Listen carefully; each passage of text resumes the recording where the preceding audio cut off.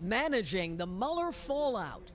Trump allies, That, as you know, is the end of it. Out in force on Fox News Saturday night, undercutting a telling comment attributed to the president in the Mueller report. This is the end of my presidency. I've never heard him utter those words. And we've been in some pretty impossible, tough situations together.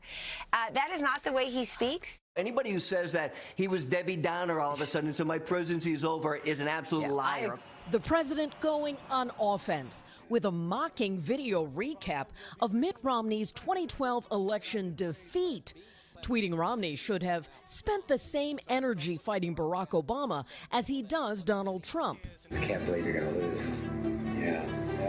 Barack Obama will be re-elected president. The salt in that wound came after Romney issued a statement on the Mueller report, describing himself as sickened by President Trump's conduct. Mueller to come and testify. In South Carolina Saturday, 2020 candidate Kamala Harris said the president crossed the line.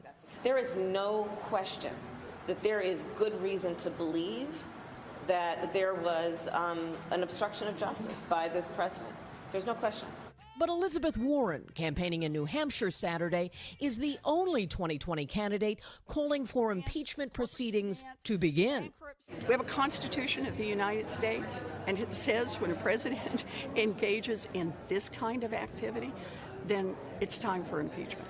Despite a rash of angry tweets, the White House attempted some mood management to counter that fury, releasing smiling photos of Mr. Trump, even retweeting an aide here in Florida who wrote of the president, "I have never seen him happier."